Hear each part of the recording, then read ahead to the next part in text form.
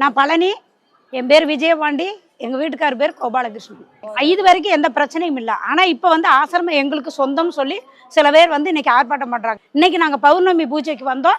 அவங்க பிரச்சனை பண்ணுறாங்க. கோயில் வீடியோ பார்த்து நாங்கள் வந்தோம். வீடியோவில் ஐயா போட்டிருந்தாங்க. இந்த மாதிரி ஐயா உட்கார்ற ஒரு சேரில் இவர் சீனிவாசன் வந்து உட்கார்றாரு. அது எங்களுக்கு மனசு ஏற்றுக்க முடியல. நாங்கள் வந்து அவரை மட்டும்தான் தெய்வமாக நினைக்கிறோம். கோயில் நிர்வாகம் வந்து தியாக ஐயா தான் செய்யணும். இதில் யாருக்குமே சம்மந்தம் இல்லை. 8 மாதம் எங்கே போனாங்கன்னே தெரில. இப்போ வந்து இது எனக்கு சொந்தம்ங்கிறாங்க. அதை எங்களால் ஏற்றுக்க முடியல. அன்பே சிவம், மனமே குரு, ஆத்ம வணக்கம். சாமி, எங்களுக்கு நித்யானந்த சாமி தான் எங்களுக்கு குருவாக இருக்கணும். அவருக்கு பின்னாடி தியாகு தான் குருவாக இருக்கணும். இவங்க 8 மாதமே எங்கே போனாங்கன்னு எங்களுக்கு தெரியல. ஆனால் குருபூசை கூட அவங்க கலந்துக்கு கிடையாது. இப்போ வந்து கலாட்டா பண்ணிட்டு சனங்களெல்லாம் உள்ளே விட்டுட்டு கேட்டை பூட்டிட்டு கேமராயெல்லாம் உடச்சி பிடிச்சி அத்து விட்டுருக்குறாங்க. இது அவருக்கு இந்த மாதிரி செய்தியே பிடிக்காது. உண்டி உடைச்சிருக்காங்க. என்ன நடந்துச்சுன்னே தெரியல. நாங்க பழனியிலிருந்து வந்திருக்கிறோம். நல்லது இடத்துக்கு வந்து அமைதியா இருந்துட்டு போகணும், நல்லதை நினைங்க, நல்லதை பேசுங்கன்னு சொன்ன இடத்துல வந்து இப்போ வந்து அலைமாட்டு பண்ணலாமா? அது அவங்க கூட இருந்தவங்க. நாங்களாம் வந்து ஒரு இப்பதான் வந்திருக்கோம், குருவா ஏத்துக்கிட்டு வந்திருக்கிறோம். அவங்களாம் கொல்ல காலமா இருந்திருக்காங்க. அப்ப அவங்க என்ன நினைக்கணும்? அவரை தெய்வம் நினைக்கணும். அவங்க வழி அவரை வழியா இவங்க எங்க காட்டணும். இவங்க வந்து அடிமாட்டம் பண்ணனா நாங்க என்ன பண்றது? பிரம்மஸ்ரீ நித்யானந்தவர் தான் பிரகாரம் எங்க குருக்கு அப்புறம் தேக ஐயா தான் எங்களுக்கு குருவா வரணும். கரெக்டா எங்களை பிள்ளைங்க மாதிரி வழி நடத்துறது அவர் தான். இது பொதுமக்கள் சொத்து, எங்க ஐயாவோட உழைப்பு. அந்த உழைப்பு கூட ஒரு ரூபாய் பிச்சை எடுத்து பொதுமக்களுக்குன்னு எழுதி வச்சுட்டு போனாரு. எங்களுக்கோசம் இவங்களை யார் அதுல உறவு கொண்டாடா? இவங்களுக்கு என்ன உரிமை இருக்குது? அந்த உண்டியை உடைச்சதுக்கு, கேமராவை உடைச்சதுக்கு, கேட்டை உடைச்சதுக்கு இன்னைக்கே தெரியணும். எங்களுக்கு முடிவு தெரியணும். நாங்க கேட்க போனா நீ யாருன்னா எங்களுக்கு உரிமை உண்டு, நாங்க கேட்போம். அவங்களுக்கு தகுதி கிடையாது. அதே மாதிரி இந்த பூஜை எங்களுக்கு மட்டும்தான், அவங்களுக்கு நாங்க கொடுக்க மாட்டோம். ஏதோ வரையா கோயிலுக்கு வரையா சாமியை தான் நீ கும்பிடலாம், மற்றதை நீ உரிமை கொண்டாட உனக்கு எந்த ரூல்ஸும் கிடையாது. ஏன்னா ஒரு குருன்ற இதே கிடையாது உனக்கு. நீ எங்களை உரிமையை நாங்க விட மாட்டோம். பூஜை நாங்க தான் பண்ணுவோம். உலக மக்களுக்கும் ஐயாவோட சீடர்களுக்கும், வெளிநாடு வாழ் ஐயாவோட சீடர்கள், இந்த ஆசிரமத்தை சேர்ந்தவங்க நீங்க தான். உங்களோட பணத்துல தான் இந்த ஆசிரமமே உருவாயிருக்கு.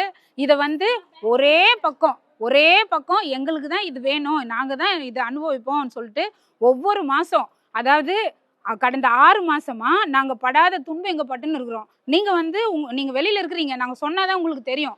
இங்க வர மக்களுக்கே இதை பத்தி சரியா தெரியல. அவர் வந்த உடனே ஓடி போய் காலில் விழுறாங்க. ஆனா அவங்க விழுந்துட்டு அவங்க போயிடுவாங்க. சாயந்தரம் ஆனா ஒரு 6 மணி 7 மணிக்கெல்லாம் எங்க உயிர் எங்ககிட்ட இருக்காது. ஏன்னா நாங்க வீட்லயே வந்து எங்க வாழ்க்கையை தொலைச்சி நாங்க மரண தருவாயில போயிட்டு, மரண வாயில போயிட்டு மறுபடியும் ஐயா நமக்கு ஒரு நல்ல வழி காமிச்சிருக்காருன்னு சொல்லிட்டு நாங்க இங்க வந்திருக்கிறோம். இங்க வந்து அதுக்கு மேல இருக்கு. இந்த ஊர் மக்கள் எல்லாம் கூட்டின்னு வந்து உங்களை இந்த ஊரை விட்டு தாண்ட விட மாட்டோம், உங்களை வந்து தலையை சீவுவோம் அப்படின்னு சொல்றது. வரவங்களுக்கு போன ஞாயிற்றுக்கிழமை சாமி கும்பிட வந்திருக்காங்க நம்ம சீடர்கள் எல்லாம். அப்போ வந்து சாவி உங்ககிட்ட தான் இருக்குன்னு சொல்லிட்டு லேடிஸுங்களெல்லாம் பிடிச்சி தள்ளி விட்டுட்டு அவங்க பேக்கெல்லாம் செக் பண்ணி, இது ஜென்ஸ் பண்ற வேலையா இது? ஒரு ஆன்மீகவாதி பண்ற வேலையா இது? இவ்வளவும் சீனிவாச ஐயா வந்து சேர் போட்டுன்னு உட்காந்து பார்த்துன்னு இருக்காரு. இந்த லேடிஸுங்கெல்லாம் இந்த மாதிரி கஷ்டப்படுறது இது இணைச்சு வேற பேசுறாங்க. ஒரு பக்தர்கள் தானே, சீடர்கள் தானே வராங்க ஐயா கிட்ட. உங்க வீட்டுக்கா வராங்க? உங்க வீட்டுக்கு வந்து சாப்பாடு சாப்பிட வராங்களா? இல்ல நீங்க புதுசா ஆரம்பிச்சுக்கிறீங்களே சிவசூத்திரத்துக்கு வராங்களா? உங்ககிட்ட எனக்கு உபதேசம் எங்களுக்கு கொடுங்க அப்படின்னு சொல்லிட்டு எதனா கேட்டு வராங்களா? எதுக்கு வராங்க? ஏன் நீங்க வந்து எங்களுக்கு ஒவ்வொரு மாசமும் தொல்லை பண்றீங்க? அவங்களோட சொத்து சொகெல்லாம் வித்து எதுன்னு வந்து கோவிலுக்கு போட்டு வச்சிருக்காரு ஐயா. அவரு தான் ட்ரஸ்டே ஆரம்பிச்சிருக்காரு. அதுக்கப்புறம் தான் நீங்க வந்துருக்கீங்க. நீங்க எல்லாம் உங்களோட சொத்து சுகத்தெல்லாம் வித்து எதுன்னு நீங்க போட்டிருக்கீங்க. ஐயா வந்து எல்லாத்தையும் சொத்து சுகத்தெல்லாம் வித்து இந்த ட்ரஸ்ட் போட்டு இந்த ட்ரஸ்ட் ஆரம்பிச்சு பண்ணிருக்காங்க. நீங்க இதுக்கு என்ன போட்டிருக்கீங்க? உங்களோட உழைப்பு இதுல என்ன இருக்கு? ஐயாவோட பிள்ளைங்க தானே இன்னைக்கு அவங்களோட உழைப்புல சாப்பிட்டுன்னு இருக்கிறாங்க. ஐயா வந்து அவங்களோட பசங்களை வாடகை வீட்டுல தானே விட்டுட்டு இந்த ஆசிரமத்தை எல்லாம் ஸ்டார்ட் பண்ணாரு. நீங்க எல்லாம் சொந்த வீட்டுல தானே இருக்கிறீங்க. நீங்க ஆசிரமம் ஆரம்பிச்சீங்க, நாங்க எதனா சொன்னோமா? எங்களை நட்டாத்துல விட்டுட்டு போனீங்க, எதனா நாங்க சொன்னோமா? உங்களை டிஸ்டர்பன்ஸ் பண்ணாம தானே இருக்கிறோம். மறுபடியும் ஏன் வந்து தொல்லை பண்றீங்க எங்களை இங்க? நாங்க ஒரு பக்கம், நீ உண்மையான குருன்னா என்ன பண்ணிருக்கணும்? நாங்க 2 பேரும் எப்படியோ சண்டை போட்டுக்கிறோம், நீங்க எல்லாம் பசியா இருக்கிறீங்க, வாங்க ஒரு பிடி சாப்பாடு சாப்பிடணும். நாங்க வரப்போறது கிடையாது. கூப்பிட்டியா? நீ சாப்பிடுறதுக்கு கூப்பிட்டியா? நாங்க அங்க பட்னியா இருக்கிறோம். நீ குரு, உன்னால எப்படி நாங்க குருவா தேர்ந்தெடுக்க முடியும்? ஐயா என்ன சொல்லிக்கிறாரு இந்த இடத்துல? ஒரு பிச்சைக்காரன் வந்தாலும், இருக்கிறவன் பணக்காரன் யார் வந்தாலும் சாப்பாடை கொடுத்துட்டு பேசுப்பா. போய் நீ சாப்பிட்டு வா, பசியோட அருமை எனக்கு தெரியும்னு சொன்ன இடத்துல இந்த மாதிரி நடக்குது. அன்னைக்கு சாயந்தரமே எல்லாரும் நான் பாடம் பண்ணின்னு இருக்கிறேன், நான் 6வது நிலையில இருக்கிறேன், வந்து வேலுமணின்னு சொல்றவர் வந்து கை தட்டி கூப்பிடுறாரு, எந்திரி எந்திரி சிட்டிக்கு போட்டு கூப்பிடுறாரு. ஏன் நான் அந்த பாடத்துல நான் பாதியில விட்டு வந்தா என் உயிர் போனா அது உயிருக்கு பதில் சொல்லுவாங்களா? அவங்க சொல்லுவாங்களா? வேணுனே உட்காந்துக்கிறாங்க. எப்படி வேணுனே உட்காருவாங்க? பாடம் கொடுத்தது நீ, நான் அதை பண்ணின்னு இருக்கிறேன், எப்படி நீ வேணுனே உட்காந்துக்கிறேன்னு நீ சொல்ற? நான் அதெல்லாம் இறக்கிட்டு தான் அழகா நடத்துறேன். 2வது பாடத்துல நான் 3வது பாடம் வரைக்கும் வாங்கியிருக்கிறேன், 2வது பாடத்துல 6வது நிலையில நான் இருக்கிறேன். எப்படி நான் அதை இறக்கிட்டு தானே வர முடியும்? நீங்க குருவுக்கு நாங்க ரொம்ப மரியாதை வச்சிருந்தோம் உங்க மேல, ஆனா அது சுத்தமா ஒரு துளி கூட இல்லாம போயிருக்கு. இப்போ ரொம்ப எப்ப நீ லேடிஸ் மேல கை வச்சியோ, எங்களுக்கு ஒரு புடி சாப்பாடு வாமா சாப்பிடுங்கன்னு சொல்லாத போனியோ, அன்னைக்கே நீ குருன்ற ஸ்தானத்தை நீ இழந்துட்ட. இந்த ஆசிரமத்தை பாதுகாத்தே ஆகணும், இல்லைன்னா நம்ம அவங்க கிட்ட அடிமைத்தனமா தான் இருக்கணும். அவங்க வந்து என்ன சொல்றாங்க, இனிமே நாங்க சொல்றதுதான் நீங்க கேட்கணும். ஆலோசனை குழு போட்டவங்க இப்ப வந்து ஸ்டேரிங் கமிட்டியை மாத்தி நாங்க சொல்றதுதான் நீ கேட்கணும், நாங்க சொல்றதுதான் சீடர் கேட்கணும், நாங்க இந்த பேரெல்லாம் நாங்க செலக்ட் பண்ணி வச்சிருக்கிறோம், நாங்க இந்த ஆசிரமத்துக்குள்ள வந்த உடனே நாங்க யார் யாரெல்லாம் வேணான்னு சொல்றோமோ அவங்க எல்லாம் வெளியில போயின்னு சொல்றாங்க. எப்படி அவங்க அந்த மாதிரி சொல்லலாம்? அவங்க யார் எங்களை வெளியில போன்னு சொல்றதுக்கு? இதெல்லாம் மக்களே தயவு செஞ்சு இந்த வெளிநாடு வாழ் மக்கள் மாசத்துக்கு நீங்களே சர்க்கிள் பண்ணுங்க. மாசத்துக்கு மலேசியால இருந்து 2 பேரு, சிங்கப்பூர்ல இருந்து 2 பேரு, இந்த மாதிரி கண்டினியூ வெளிநாட்டுல இருந்து கண்டிப்பா இங்க வந்தே ஆகணும். அப்பதான் இங்க இருக்கிற உண்மை நிலை உங்களுக்கு புரியும். ஏன்னா நீங்க வந்து ஆசிரமத்தை நீங்க உருவாக்கிட்டீங்க. ஐயா வந்து பேச்சு கேட்டு நீங்க காசு கொடுத்து நீங்க உங்க உழைப்பெல்லாம் போட்டு உருவாக்கிட்டீங்க. ஆனா இதை நாங்க காப்பாத்துறதுக்கு அவ்வளவு பாடுபட்டுன்னு இருக்கிறோம். மன நிம்மதி இல்ல. வீட்லயே கொஞ்சம் நிம்மதியா இருக்கு. இந்த 6 மாசமா வீட்லயே கொஞ்சம் நிம்மதியா இருக்கு. ஆனா இங்க வந்தா இவங்க என்ன பிரச்சனை பண்ண போறாங்க, அந்த குடும்பத்தை பார்க்கவே முடியல. அந்த பசங்க, அந்த ஐயாவோட 2 பிள்ளைங்களும் அவ்வளவு பதறுதுங்க. அம்மா அவங்களுக்கு உடம்பு சரியில்லாம இருக்கு, கண்ணு ஆபரேஷன் பண்ணிருக்காங்க. ஒரு கண்ணு ஆபரேஷன் பண்ணி 2 மாசம் ஆகுது. அந்த 2 மாசமும் கண்ணுல தண்ணி. அவங்க வேலை செஞ்சு அவங்க காசு எடுத்துன்னு வந்து ஐயா கிட்ட கொடுத்துருக்காங்க ஆசிரமத்துக்கு கட்டுறதுக்காக. நெகை நெட்டு எல்லாத்தையும் வித்து போட்டு எடுத்துன்னு வந்து கொடுத்துருக்காங்க. இங்க என்ன அவங்க குறைவா விட்டாங்க நம்மள? நமக்காக அந்த குடும்பம் வாழுது. நம்ம இன்னைக்கு அந்த குடும்பத்து பக்கம் நிக்கலன்னா நம்ம எல்லாம் அடிமைதான். உங்ககிட்ட நான் சொல்லிட்டேன், கோரிக்கையா வச்சுட்டேன். இது வந்து நீங்க அந்த குடும்பம் ஒண்ணு, அந்த குடும்பம் வேற கிடையாது, நம்ம வேற கிடையாது, நம்மள சேர்ந்தவங்க. அவங்க ஒன்னும் தனியா ஒன்னும் அவங்களுக்காக தனியா ஒரு கிச்சன் வச்சு சமைக்கல, அவங்க தனியா ஒரு ரெஸ்ட் ரூம் வச்சு யூஸ் பண்ணல. நம்ம பொதுமக்கள் என்ன பண்றோமோ அதுதான் அந்த குடும்பம் பண்ணிருக்கு. நம்ம என்ன சாப்பிட்றோமோ அதுதான் அவங்க சாப்பிடுறாங்க. நாங்க எங்க ரோட்ல உட்காந்தோமோ இந்த வெள்ளிக்கிழமை 2 பக்கமும் கதவு பூட்டிட்டு வெளியில உட்கார வச்சுட்டாங்க. நைட்டு 12 மணி வரைக்கும் வெளியில உட்காந்துக்கிறோம். எனக்கு டாய்லெட் அர்ஜென்ட்டா இருக்கு, நான் எங்க போறது? இந்த சுத்தி ஒரு வெளிச்சமும் கிடையாது, பாம்பு இருக்கு, தண்ணி இல்ல, நான் எப்படி யூஸ் பண்றது? நாங்க எப்படி யூஸ் பண்றது? லேடிஸ் எப்படி வெளியில போறது? வக்கீல் எல்லாம் போயிட்டு 1 மணிக்கு வராங்க அந்த தீர்ப்போட. அப்பயும் வந்து ஒரே ஒரு சாவி தான் கொடுத்துருக்காங்க, பீரோ சாவி கிடையாது, எந்த சாவியும் கிடையவே கிடையாது. ஐயாவுக்கு கொடி கூட இன்னைக்கு பௌர்ணமி, கொடி கூட ஏத்தாம இருக்கு. எல்லாத்தையும் வச்சு பூட்டிட்டு லாக் பண்ணிட்டு இருக்காங்க.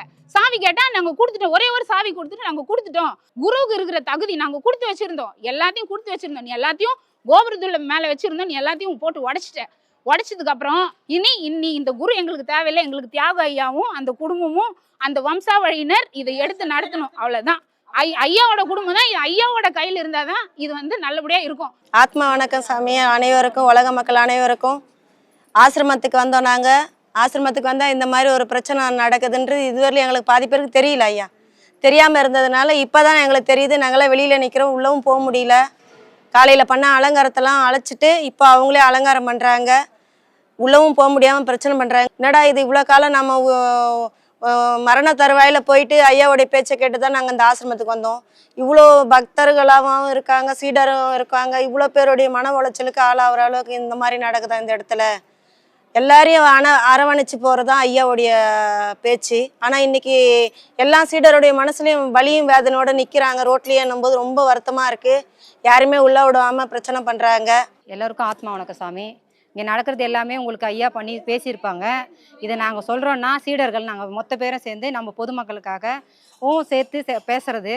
இது வந்து நீங்கள் எல்லாருமே ஒரு முடிவை எடுத்து யார் இருக்கணும் யார் இருக்கக்கூடாது அப்படின்றத நம்ம தான் எடுக்கணும். சீடர்கள் மொத்த பேருமே சேர்ந்து எடுக்கணும். இங்கே பிரச்சனை வேறு மாதிரி போயின்னு இருக்குது. நாங்கள் வந்து ப்ரொசீஜராக நியாயப்படி நாங்கள் கோர்ட்டில் போட்டு சமநாடரோடு வந்துட்டோம். வந்ததுக்கே எங்களுக்கு ரெஸ்பான்ஸ் இல்லை, எங்ககிட்ட வந்து அவங்க பேசலை, சீடர்களுக்கு மதிப்பு தரலை. சீனிவாசன்றவர் அவங்க இருக்கிறவங்க வந்து நிர்வாகி, நான் ட்ரஸ்ட்டுன்றாங்க. அந்த ட்ரஸ்ட்டுன்றதுக்கு நாங்கள் சீடர்கள்ன்றது உரிமை எங்களுக்கு இருக்கிறதுனால நாங்கள் கேள்வி கேட்குறோம். அவங்க வந்து தரக்குறைவாக நடந்து வெளியே போ அப்படின்ற கேள்வி மட்டும்தான் வைக்கிறாங்க. உங்களுக்கு எதுவுமே தெரியாது, இங்கே நடக்கிறது உங்களுக்கு புரியாதுன்னு அவங்களே வீடியோ போட்டிருக்காங்க. வேற நாங்கள் எங்கள் எதிர்ப்பு தரப்புலேருந்து நாங்களும் போட்டிருக்கோம். இதுக்கு தீர்வு காணணும். இந்த ஊருக்கு ஐயா எந்த அளவுக்கு வர மக்களை மரியாதை கொடுத்து வர வச்சு ஒரு சின்ன பிரச்சனை, ஒரு கீறல் கூட வராத அளவுக்கு வீட்டை போய் சேர்ற அளவுக்கு பண்ணியிருந்தாரோ, இப்போ அந்த அளவுக்கு கீழ்த்தரமாக நடக்க வைக்கிற மாதிரி இந்த மாதிரி பண்ணிட்டாங்க. நாங்கள் பொதுமக்கள் கேட்கவோ இல்லை சீடர்கள் கேட்கவே கூடாதுன்ற முடிவில் அவங்க நிற்கிறாங்க. இது ஏதாவது ஒரு தீர்வு எங்களுக்கு கிடைக்கணும். நீங்கள் பொதுமக்கள் எல்லோரும் சீடர்கள் மொத்த பேரும் எந்த நாட்டில் இருந்தாலும் சரி, ஐயாவோடைய சீடர்கள் மொத்த பேரும் எங்களுக்கு பாதுகாப்பாக இருந்து இந்த சீடர்களை நீங்கள் ஆமாம் நம்ம ஆசிரமத்தை நம்ம பாதுகாக்கணும். இது ஐயாவுடைய உத்தரவு, ஐயாவுடைய ஆர்டர். ஏன்னா ஐயா பொதுமக்களுக்கு தான் எழுதினாரு, அவர் குடும்பத்தாருக்கோ மற்றவங்களுக்கு இல்லை, நிர்வாகம் பண்ணு இதை மட்டும்தான் சொல்லியிருக்காங்களே தவிர வேற யாரும் சொல்லல. சீடர் கேள்வி கேட்டா அவர் பதில் சொல்லிதான் ஆகணும். அது யாரா இருந்தாலும் சரி, நடத்துறவங்க பதில் சொல்லவே ஆகணும். ஏன்னா நாங்க மாசம் மாசம் சந்தா கட்டுறோம். இதெல்லாம் சொல்லிதான் அன்னைக்கே தீர்மானம் பண்ணி நாங்க சீனிவாச ஐயாவை நாங்க ஏத்துக்கணும். ஏன்னா அன்னைக்கு இருந்த சூழ்நிலை வேற, இன்னைக்கு இருக்கிற சூழ்நிலை வேற. இவங்க இப்படியெல்லாம் இருப்பாங்க, இப்படியெல்லாம் மாறுவாங்கன்னு நாங்க நினைக்கவே இல்லை. அனைவருக்கும் ஆத்மா வணக்கம். போலிவாக்க கிராமம், திருவள்ளூர் மாவட்டத்தில் அமைந்துள்ள பிரம்மசூத்திர குழு ராஜயோக பாடசாலை சத்குரு பிரம்மஸ்ரீ நித்யானந்த சுவாமிகள் ஆசிரமத்தில் சத்குருநாதர் ஜீவசமாதி அடைந்த பிறகு குருவாக இருந்த சீனிவாசன் அவர்கள் தற்பொழுது சிவசூத்திர குழு என்ற பெயரில் ஆசிரமம் அமைத்து தனியாக செயல்பட்டு வருவதால் நம்முடைய பிரம்மசூத்திர குழு ராஜயோக பாடசாலைக்கு புதிய குருவாக இதுநாள் வரை முதன்மை சீடராக இருந்த பிரம்மஸ்ரீ தியாகு நித்யானந்த சுவாமிகளை 7/9/25 பௌர்ணமி அன்று குருவாக சீடர்கள் பக்தர்கள் என அனைவரும் ஒருமனதாக தேர்ந்தெடுத்து உலக மக்களுக்கு அறிவித்தார்கள். இனி வரும் காலங்களில் பிரம்மசூத்திர குழு ராஜயோக பாடசாலைக்கு குருவாக பிரம்மஸ்ரீ தியாகு நித்யானந்தம் அவர்கள் செயல்படுவார்கள் என்பதை அனைவருக்கும் தெரிவித்துக் கொள்கின்றோம். இதனை தற்போது அனைவரும் காணும் வண்ணம் வீடியோ பதிவு வெளியிடுகின்றோம். நன்றி.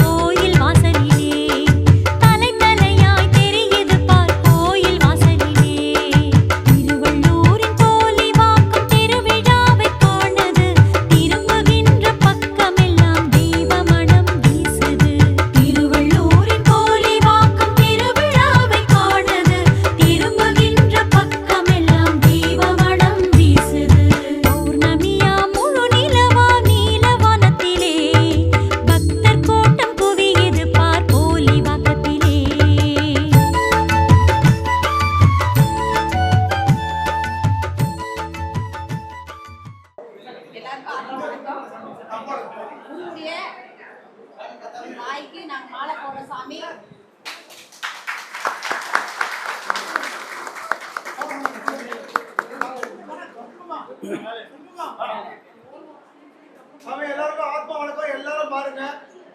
வணக்கம். இவரை முன்னிலைப்படுத்த வேண்டிய அவசியம் எனக்கு இல்லை. ஏன்னா அவர் ஏற்கனவே முன்னிலையில் தான் இருக்கிறவர்.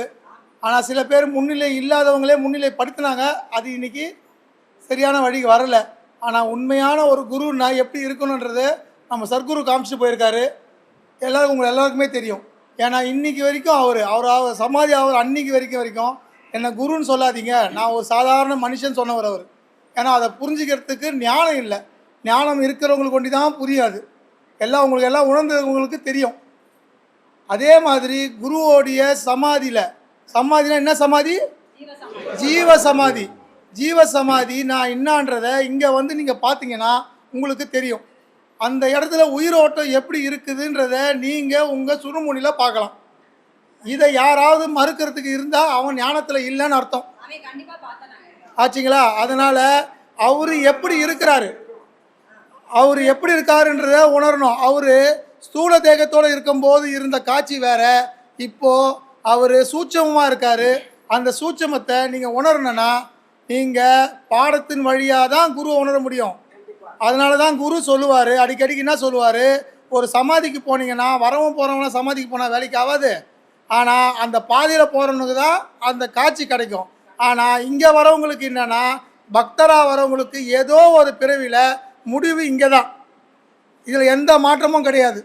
இதை உணர்றதுக்கு முதல்ல புரிஞ்சுக்குங்க. முதல்ல யாரும் போய் அவங்கவுங்க காலில் விழாதீங்க. அவர் அடிக்கடிக்கு சொல்கிறது அதுதான், போய் உங்கள் அம்மா அப்பா காலில் போய் விழுங்க. எதுக்கு? அவங்க நல்லவங்களாக இருந்தாலும் கெட்டவங்களாக இருந்தாலும் உங்களுக்கு ஆசீர்வாதம் பண்ணுவாங்க, ஏன்னா பெற்றவங்க. அடுத்தபடியாக சொன்ன ஒரே மனுஷன், இதை சொன்ன ஒரே மனுஷன் உலகத்தில் நம்ம சர்க்குரு தான். அது யாரும் நீங்களாம் மறுக்க முடியாது.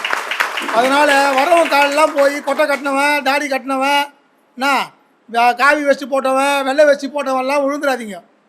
குருவுக்கு அடுத்தபடியாக சொற்பொழிவு பண்ணுறது அவர் சொல்லிட்டு போனது பரவாயில்ல. ஆனால் இன்னைக்கு கண்கூட எல்லா உலகமே காணுது.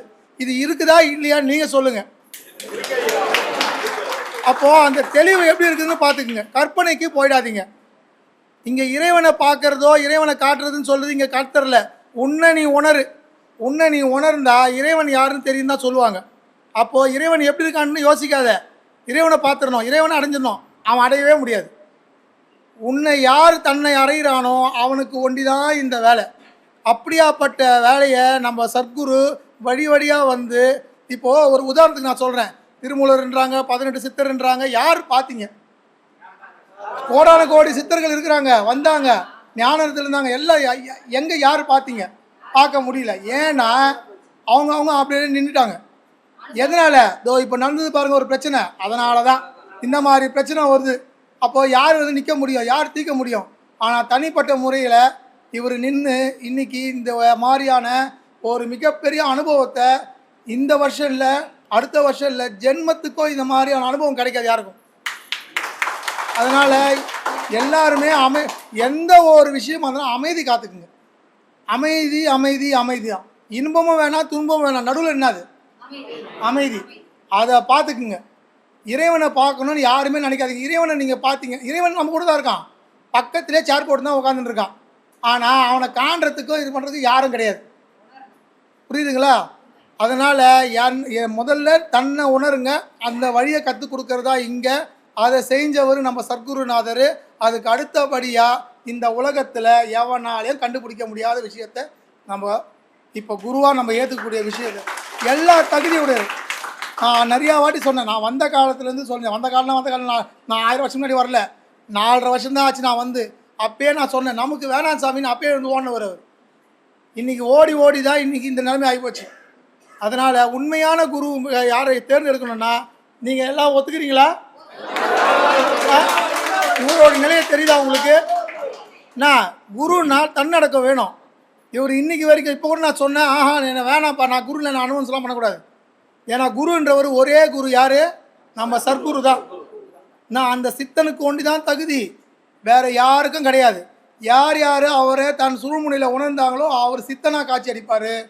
மற்றவங்களுக்கெல்லாம் பக்தனாக தான் இருப்பீங்க. நீங்கள் யாரும் கற்பனைக்கு போயிடாதீங்க, அப்படி இப்படின்னு அப்படியே போயிடாதீங்க. இந்த பாடம் அந்த பாடம் எதுவுமே வேணாம். ஆசிரமத்துக்கு வந்தீங்களா, பாடத்தை உணர்ந்தீங்களா, அதுக்குன்னா சந்தேகத்தை யார்கிட்ட கேட்கணும் கொஞ்சம். ஆனால் எல்லாருமே பௌர்ணமிக்கு வந்து கேட்காதீங்க. ஞாயிற்றுக்கிழமை ஒரு நாள் இதுக்குன்னே வராரு, எல்லா வேலையை விட்டு வராரு. இவருக்கு குழந்தை இல்லையா, குட்டி இல்லையா, என்ன இல்லை, இவர் சம்பாதிச்சு தான் சாப்பிட்றாரு. இன்றைக்கும் சம்பாதிச்சு தான் சாப்பிட்றாரு. 1000 பேர் 1000 சொல்லுவான், பக்கத்தில் இருந்து நல்லா சொல்லுவான். ஆனால் அதெல்லாம் உண்மை கிடையாது. நான் இருந்து பார்க்குறவன், நீங்கள் எல்லாரும் பார்த்துருப்பீங்க. அப்படியாப்பட்ட மனுஷனை என்ன பண்ணியிருக்காங்கன்றது எல்லாருக்குமே தெரியும். இதுக்கப்புறம் வர யூடியூப்பில் உங்களுக்கு எல்லாமே தெரியும். அதனால் இவரை வந்து குருவாக நமக்கு, அதாவது அவர் சத்குருவாக கிடைச்சது நம்ம பாக்கியம்னா பெரிய பாக்கியம். அடுத்தபடியாக நம்மளை வழி நடத்துறது நம்ம குருவாக நம்மளை இவரை அதனால் இந்த குருவை ஒழுங்காக அவர் சொல்கிறத கேட்டு நடக்கும் வழியில் பாருங்கள். வேறு ஒன்றும் இல்லை. இவரை குரு ஆக்கிட்டோமோ அப்படின்னு சொல்லிட்டு நீங்கள் அவர் அப்போ கூட அவர் வந்து குருவாக ஏற்றுக்கல. நம்ம குரு இவர் தான். ஏன்னா ஒரு அப்பா போயிட்டாருன்னா அடுத்தது யாருன்னு ஒரு இது கேட்க வேண்டியது இருக்குது ஒரு வீட்டில். அப்படின்னும் போது அந்த அடையாளத்துக்கு தான் இவர் கேட்குறோம், இவ வைக்கிறோம். ஆனால் நமக்கு குரு எப்பவுமே இதுக்கப்புறம் 1000 இல்லை 1,00,000 குரு வருவாங்க இந்த ஆசிரமத்துக்கு. நான் 20 வருஷத்துக்கு 20 வருஷம் நம்மளாம் இருக்க மாட்டோம். அடுத்த 20 வருஷத்தில் யாருமே இருக்க மாட்டோம். அதை முதல்ல புரிஞ்சுக்கணும். அது யாருமே புரியாதனால தான் இவ்வளோ பிரச்சனை நடக்குது. நான் அதனால் அடுத்த 20 வருஷத்தில் யாருமே இருக்க மாட்டீங்க. அப்போ ஒரு குரு வருவார். நான் அப்போ அவர் குருவா இல்லை, அவர் வழிகாட்டி குரு. அப்பயாவது ஒழுங்காக தேர்ந்தெடுங்கப்பா. இன்றைக்கி தேர்ந்தெடுத்துருக்கீங்க மாதிரி அன்றைக்கி ஒழுங்காக தேர்ந்தெடுங்க. இந்த மாதிரி பெரிய அனுபவத்தை வச்சு தேர்ந்தெடுத்தீங்கன்னா இன்றைக்கி இந்த மாதிரியான ஆளுங்கள்லாம் கிடைக்க மாட்டாங்க. புரியுதுங்களா? பார்த்துருப்பீங்க. பார்த்து பொறுமையை கையாளுங்க. அது இல்லாமல் இவ்வளோ பெரிய விஷயம் நடக்கும்போது எல்லாருமே அமைதி காமிச்சிங்க பாருங்கள். அமைதி அமைதின்னு குரு சொல்லுவார். உணர்ந்தவன் யாராவது இருக்கானா? இங்கே நம்ம ஆசிரமத்தில் பார்த்துருப்பீங்க அந்த அமைதியை. புரியுதுங்களா? அவ்வளோ பிரச்சனை நடந்தது. ஆனால் யாராவது ஒருத்தரை வாய் திறந்தமா ஏன் சில பயமா? பயம் இல்லை. அமைதிக்கு உண்டான விஷயம் என்ன இங்கே தான் கிடைக்கும். அதனால் நம்ம குருவாக இவரை தேர்ந்தெடுக்க எல்லாரும் ஒரு மனதாக நாங்கள் முடிவு எடுத்திருக்கோம். அவருக்கு அந்த முழு தகுதியும் இருக்குது. தகுதிக்கே தகுதி அந்த மாதிரி சொல்லலாம். ஏன்னா அவருடைய சொற்பொழிவு நீங்கள் கேட்டிருக்கீங்க. அந்த சொற்பொழிவோட நம்ம குரு சர்க்குரு கூட வந்து ஒரு இடத்துல நிற்பார். ஆனால் இவர் எல்லாத்துலேயும் உங்களை புரிய வச்சு வெளியே அனுப்புவார். இப்போ பாடம் கொடுத்துருக்காங்க. அந்த பாடத்தில் தெளிவு எப்படி கொடுத்துருக்காங்க? யாராவது தெளிவு யாரா கொடுத்தாங்களா? பாடத்தில் கேட்கும்போது இவர் கொடுக்குற தெளிவுக்கு வேறு நிகர் யாருமே கிடையாது. அதை முதல்ல நினைவுபடுத்துங்க. குருனா எப்படி இருக்கணுன்றத இதுக்கப்புறம் நம்ம சத்குருவை பாருங்கள். அதுக்கு அடுத்தது நம்ம குருவை பாருங்கள். அதனால் நம்ம இன்னைக்கு முழு மனதோட இவரை நான் குருவாக தேர்ந்தெடுக்கிறேன். நீங்களும் அந்த வழி வந்து நில்லுங்க. எல்லோருக்கும் ஆத்மா வணக்கம். மக்களுக்கு தேடி வரவங்களுக்கு சேவை செய்கிறீங்க. இந்த சேவை செய்கிற இடத்துல உட்காரத்துக்கு நிற்கிறதுக்கு அந்த ஸ்டேஜ் ஏறுறதுக்கு ஒரு தகுதி வேணும். சரிங்களா? அந்த இடத்துக்கு நாங்கள் இன்னும் வரல. நாங்கள் சேவை செய்கிறோம். ஏன்னு கேட்டிங்கன்னா இந்த அவரை வந்து மனசார உங்களுக்கு எல்லாரையும் காப்பாற்றினது நான் ஒரு வழிபோக்கேன். இது முழுக்க முழுக்க முதுகெலும்பாக இருந்தவர் மூத்த வழக்கறிஞர் சார்லஸ் அவர் தாங்க எல்லாமே பண்ணாரு. அவர் தான் எல்லா விஷயத்தையும் பண்ணாரு. அவருக்கு உயிர் அச்சுறுத்தலோ அவரை கொலை மிரட்டலோ பலர் குண்டரெல்லாம் பண்ணாங்க. எது நடந்தாலையும் என்னை மரியாதைக்குரிய எங்கள் குருநாதர் அவர் என் பக்கத்து சேரில் உட்காந்துட்டு இருக்கிறத நான் கண்ணு இருக்க பார்த்துருக்கேன். அவர் நடந்து போகிறதையும் பார்த்துருக்கேன். அதனால் நான் என்ன நடந்தாலையும் எனக்கு எல்லாமே அவர் தான் அப்படின்ட்டு எல்லா விஷயத்தையும் பண்ணி இன்னைக்கு ஆத்மாத்மா எனக்கு எல்லா அற்புதங்களும் அவர் தான் பண்ணியிருக்காரு. நான் என்ன ஒரு வழிபோக்கனா அவரோட சார்லஸ் என் கூட உடன்பிறப்பு மூத்த வழக்கறிஞர் அவர் என்ன பண்ணாருன்னு கேட்டிங்கன்னா அவர் ஆத்மாத்மா அவரை நினைக்கவே தான் ஏதோ ஒரு ரூபத்தில் பெரியவர் மரியாதைக்குரிய குருஜி சுவாமிஜி நித்யானந்தா சுவாமிஜி அவர்கள் எங்களுக்குள்ளே இறங்கி இந்த இடத்துல நிற்க வச்சிருக்காரு. இந்த மக்களுக்கு துணையாகவும் இருந்திருக்கோம். இன்னைக்கு அற்புதத்தை பார்த்தோம். அவர் வேர்வை உள்ள ஏசி ஓடிட்டு இருக்கு. துண்டில் தொடச்சிட்டு இருக்காங்க. வேர்வை சொட்டாக சொட்டுது. ஆர்ம்ஸில் ஓடுது. சைடு ரிப்பில் முகத்தில் கண்ணிலலாம் மூக்கிலலாம் முத்து முத்தாக சொல்லிக்கிறது. கண்ணை இருக்கா பார்த்துருந்த அற்புதம் நடந்திருக்கு. இந்த அற்புதம் அவருடைய மகன் வழியாக ஆத்மாத்மா இவ்வளோ பேரும் எல்லாம் ஏற்றுட்டு இருக்கீங்க. நாங்களாம் இருக்கோம். அந்த இடத்துல நிற்கிறதுக்கான எங்களுக்கு இன்னும் அந்த வாய்ப்பு வரலாமா? நான் பூஜை பண்ணுறோம். ஆனால் என்ன பூஜை பண்ணாலையும் சர்க்குரு குருநாத் தான் குருவோட வழி வம்சம். அவருடைய மனைவி இருக்காங்க.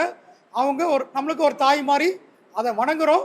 நீங்கள் எல்லாரும் ஒன்றா இருந்தீங்கன்னா என்னோட ஒரே ஒரு வேண்டுகோள் என் சார்பாகவும் என்னோட மூத்த வழக்கறிஞர் என்னோட உடன்பிறப்பு சார்லஸ் சாரோட அவர் சார்பாகவும் ஒரே ஒரு என்னோட வேண்டுகோள் என்னன்னு கேட்டிங்கன்னா இந்த பிரச்சனை இன்றைக்கி முடியலாமா? இன்றைக்கி தான் பிரச்சனை ஆரம்பிச்சிருக்கு.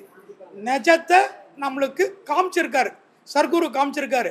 நீங்கள் பாட்டு வந்தீங்க போனீங்க. உங்கள் பிரச்சனை என் பிரச்சனை நான் தீர்த்து வைப்பேன். ஆனால் கலி உலகத்தில் நீங்களும் எல்லாத்தையும் தெரிஞ்சுக்கணும். என்ன நடக்குது, சூழ்ச்சி என்ன நடக்குது. நான் எல்லாத்தையும் நம்பி நான் என் பிள்ளைங்களை எத்தனை நிற்க வைக்கல, என் வீட்டுக்கார அம்மா கூட்டு நிற்க வைக்கல. நான் இங்கே இருக்கக்கூடிய பக்தர்களை தான் இந்த பார்த்துக்கங்கன்னு சொல்லி அறமாக உங்ககிட்ட விட்டு போனேன். இன்னைக்கு கிட்டத்தட்ட 2500 பேர் வந்து இன்னைக்கு ஒரு பக்கமாக நின்னாங்க. ஆனால் மாயைகள் செய்கிற மாதிரி அவர் தன்னோட மனைவி தன்னோட குடும்ப வம்சம் வாரியாக சொந்த பந்தத்தை கூப்பிட்டு போய் ஒரு 20 பேர் வச்சுக்கிட்டு குண்டர்களை வச்சுட்டு இன்னைக்கு என்னென்ன பிரச்சனை பண்ணான்னு பண்ணோம். ஆனால் இங்கே சர்க்குருவோடைய ஆத்மான ஒரு சீடரும் இன்னைக்கு சாதாரண ஆள் கிடையாதுங்க. எல்லாருமே இந்த இடத்துக்கு வரதுக்கு முன்னாடி மிருகமாக இருந்திருக்காங்க. இன்னைக்கு மனிதனாக மாறி இன்னைக்கு வந்து அந்த இடத்த போயிடக்கூடாதுன்னு சொல்லி இன்னைக்கு அமைதி காத்து அகிம்சை வழியில் அறமா பக்தி மார்க்கத்தில் இன்னைக்கு அற்புதத்தை ஏற்படுத்தியிருக்கோம். இதே பக்தியோட அடுத்து நம்ம வந்து அவர் சார்லஸ் சார்கிட்ட டிஸ்கஸ் பண்ணிவிட்டு நம்ம இப்போ நம்மளுக்கு சேவை செய்யக்கூடிய நம்மளுடைய அன்பு சேவகர் சர்க்குருடைய மகன் குரு தியாகு, அவருடைய தம்பி, அவருடைய தாயாரர், அவரோட எல்லாரும் கலந்து பேசி நாங்கள் ஒரு கலெக்டர்கிட்ட போய் பார்க்குறதுக்கு ஒரு நாள் குறிப்பிடுறோம். அன்னைக்கு தகவல் கிடைச்சா தயவுசெய்து உங்களை கையெழுத்து கும்பிடுறேன், இல்லைல்லம்மா உங்களை கையெழுத்து கும்பிடுறேன், வணங்கி கேட்குறேன். இந்த குருக்கான சேவை செய்கிறதுக்காக ஒரு நாள் நீங்கள் எல்லோரும் வந்தீங்கன்னா அன்றைக்கி கலெக்டரை போய் பார்த்து நம்மளோட வலி வேதனை நடக்கக்கூடிய அபகரிப்பு முழுக்க என்னன்னு கேட்டிங்கன்னா, இன்னும் சொல்ல போனோம்னா இவர் யாருன்னு எனக்கு தெரியாது. எனக்கு இதை பற்றி ஒன்றுமே தெரியாது. நான் ஆன்மீக ரீதியாக இருக்கேன். சார்லஸ்ன்ற ஒரு வழக்கறிஞர் மூலயமா சூழ்நிலைக்காரமாக வர முடியல, நீங்கள் கொஞ்சம் இருந்தீங்கன்னா அந்த பக்கம் போகணும்னு எனக்கு தள்ளி விட்டப்போ இங்கே வந்து நின்று தள்ளி விட்டு கீழே விழுந்து வந்து நின்றுட்டு இருக்கேன். ஆனால் அற்புதமாக இங்கே இருக்கக்கூடிய ஒரு பக்தரும் சொன்ன விஷயம், தியாகு வேர்வை சிந்தி உழைச்சி தன்னோட குடும்பத்தை காப்பாற்றின்னு இருக்காரு. அவர் இந்த யாருடைய இதுக்கும் வரல, சேவை செய்கிறாரு. நீங்கள் கொடுக்கக்கூடிய ஒரு தியாகமும் இந்த வரக்கூடிய பக்த கொடிகளுக்கு சேர வேண்டிய விஷயம் நாங்கள். ஆனால் ஒரு உண்மையில ஒரு பெனிஃபிட்டராக இருந்திருந்தா அவர் வந்து கொடுத்த காசை எடுத்துகிட்டு போய் பேங்க்கில் அக்கௌண்ட்டில் போட்டிருப்பார். எல்லாருடைய காசையும் அந்த உண்டியலில் போட்டு வச்சிருந்த காசு கிட்டத்தட்ட 80,000 ரூபாய்க்கு மேலே இருந்த உண்டியல் காசையும் எடுத்துட்டாங்க, பூட்டை உடைச்சிட்டாங்க. கொஞ்சம் கொஞ்சமாக சேர்த்து வச்சிருந்த 1,20,000 பீரோவில் இருந்த காசையும் எடுத்துட்டாங்க. அப்போ கூட அவர் சொன்னார், பெருந்தன்மையாக எல்லாம் அவர் பார்த்துப்பார் அப்படின்ட்டார். அதே நேரத்தில் இந்த கோயிலுக்காக சேவை செய்கிறதுக்கு தேவையான பூஜை சாமான் பண்ணுறதுக்கு அக்கௌண்ட்டில் 50 லட்ச ரூபா இன்னி வரைக்கும் இருக்குது. ஆனால் அதிலிருந்து ஒரே ரூபா கூட எடுக்காமல் நான் அவர்கிட்ட சொன்னேன், சார்லஸ் என்கிட்ட சொன்ன இந்த மாதிரி இருக்குது சார்னாரு. ஸோ உடனடியாக அந்த லெட்டர் கொடுத்து பேங்க்கில் அந்த அக்கௌண்ட் ட்ரான்ஸ்ஃபர் ஆகாமல் நிறுத்துக்கு சார், அந்த காசு நான் அது தப்பாக எடுத்து போயிடக்கூடாது சார்னா அவர் சொன்னார், சார் அந்த காசு அவர் எடுத்துக்கிட்டேன் சார், எங்களை நிம்மதியாக சாமி கும்பிட்டு போனால் போதும் சார்.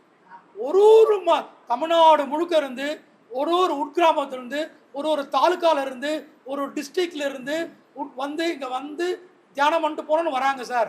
வரக்கூடிய மக்கள் நிம்மதியாக தியானம் பண்ணிட்டு ஆத்மாவாக குருவை வணங்கிட்டு அவங்களுடைய பசி ஆற்றிட்டு போனால் எங்களை பெரிய குருநாதர் சொல்லியிருக்கு, வரக்கூடிய பக்தர் அனைவரும் பசி ஆற்றி அனுப்புங்கன்னு சொல்லியிருக்காங்க சார். அதுதான் சார் என்னோட சேவை. எனக்கு அந்த பகவான் எனக்கு அந்த வாய்ப்பு கொடுத்துருக்காங்க சார்.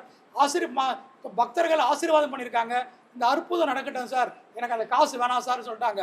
ஆனால் அவங்க என்னடா இவன் எல்லாத்தையுமே விட்டு போகிறான்றான், அப்போது இந்த கோயிலையும் விட்டு போடானவனே கையெடுத்து கும்பிட்டு நீயே பார்த்துன்னு விட்டு போயிட்டாரு, விட்டு நீ பார்த்துன்னு போயிட்டாரு. ஆனால் பகவான் அவரை தள்ளிட்டு வந்து இங்கே நிற்க வச்சிருக்காரு. அதுக்கு காரணம் என்னன்னு கேட்டிங்கன்னா, அவர் ஒரு வருஷமாக அவரை விட்டு போய் ஒரு மனம் திறந்தார். அங்கே யாருன்னா வருவாங்களா பார்த்தான், அங்கே ஈர்ப்பு சக்தி இல்லை, அங்கே எந்த விதமும் நடக்கலை.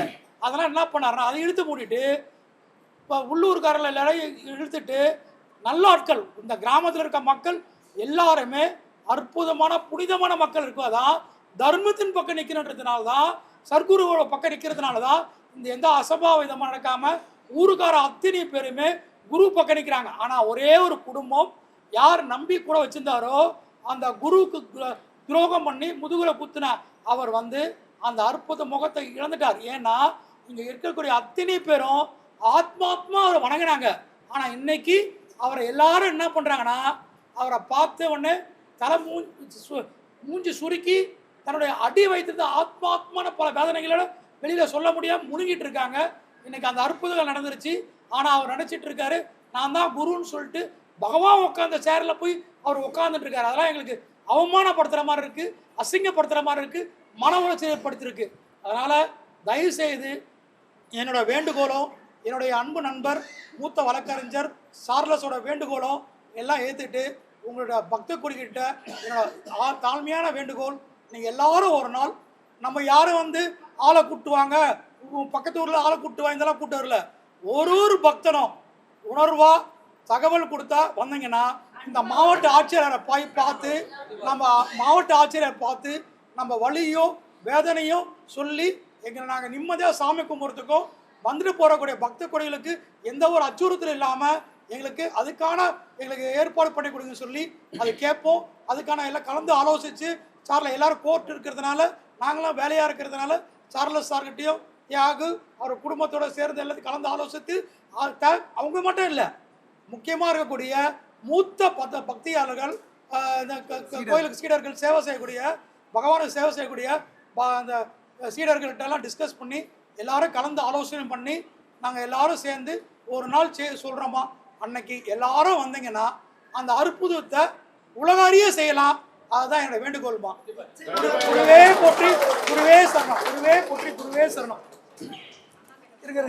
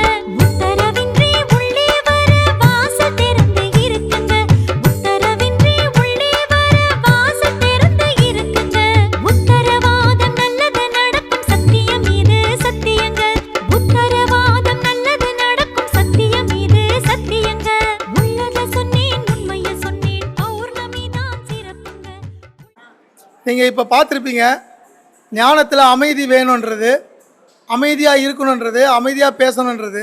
இப்போ ஒரு மூத்த வழக்கறிஞர் தாமோதரன் அவர் பேசியிருந்தார். தன்னடக்கத்தை பார்த்தீங்களா? அப்படி இருக்கணும், கற்பனை கிடையாது. அதெல்லாம் தன்னடக்கம். பாடம் வாங்கினவங்களுக்கு தான் இது மாதிரி வரும். ஆனால் பாடம் வாங்கலை ஒன்றும் இல்லை. அவர் பக்தராக இருக்கார், அப்படியாப்பட்ட ஆள். அவர் என்ன அடக்கமாக என்ன அமைதியாக இருக்கார் பாருங்க.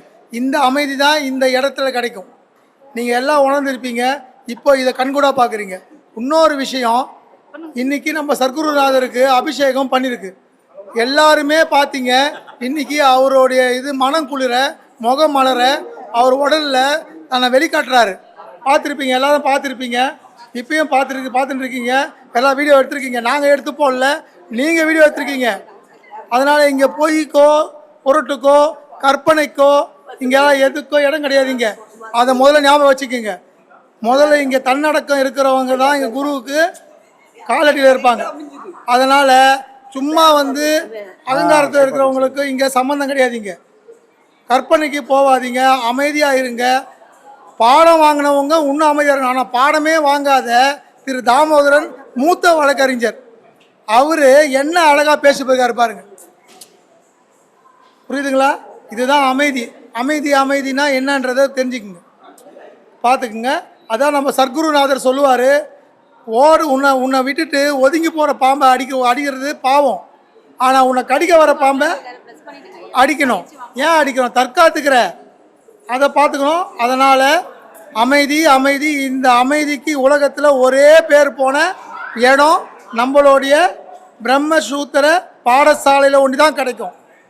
புரியுதுங்களா? இப்போ நம்ம சர்க்குரு பிரம்மஸ்ரீ நித்யானந்த சுவாமிகளின் வழிகாட்டலோட அவருடைய பிள்ளைன்னு சொல்ல முடியாது, அவருடைய மூத்த சீடர். அதனால தான் முதன்மை சீடர்னு போட்டது. இப்போது அவர் முதன்மை சீடர் இல்லை, இப்போ நம்ம அவரை வந்து குருவாக ஏற்றின்னு இருக்கோம். இப்போது குரு பிரம்மஸ்ரீ தியாகு சுவாமிகள். புரியுதுங்களா? இனி நம்ம ஆசிரமத்துக்கு அதான் குரு யாரு, ஆனால் குரு யாரு? சர்க்குரு யாரு? சர்க்குரு தான் குரு. புரியுதுங்களா? இவர் குரு, வழி நடத்துகிற குரு. ஆனால் இந்த உலகம் இல்லை, இந்த யுகம் முடிந்தாலும் சர்க்குருநாதர் தான். புரியுதுங்களா? நித்யானந்த சாமி தான் நமக்கு குரு, வேற எந்த குருவும் கிடையாது.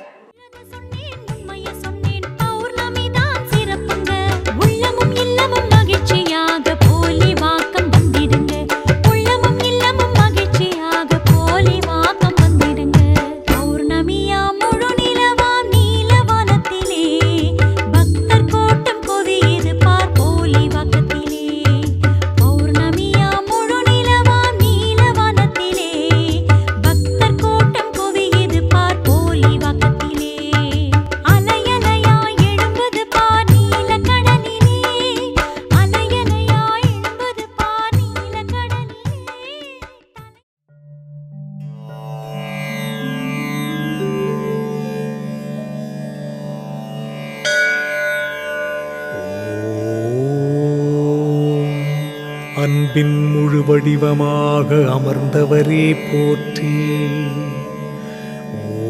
ஓம் ஆன்மீக பொக்கிஷமே ஐயாவே போற்றி.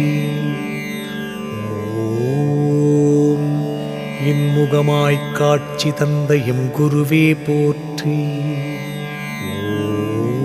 ஓம் ஈடில்லா ஆன்மீக மகத்துவமே போற்றி.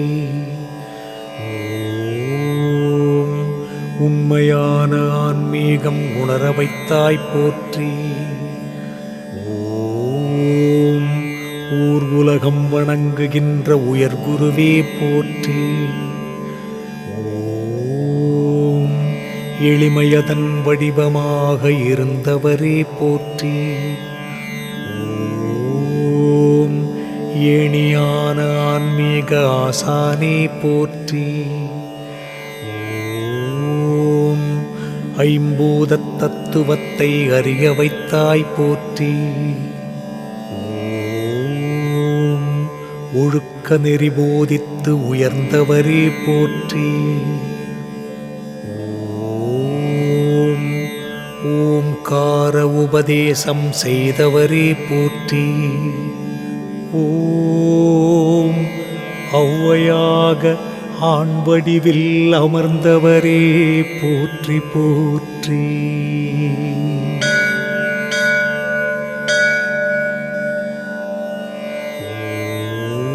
ஓம் தேவரகசியத்தை தெரிய வைத்தாய் போற்றி. ஓம் பாவ புண்ணியத்தின் பலன் சொன்னாய் போற்றி. வாழ்வின் நெறிமுறையை வகுத்தளித்தாய் போற்றி. ஓம் வாய்மையின் தத்துவத்தை எமக்களித்தாய் போற்றி. ஓம் தர்மத்தின் தாத்பரியம் விளங்க வைத்தாய் போற்றி.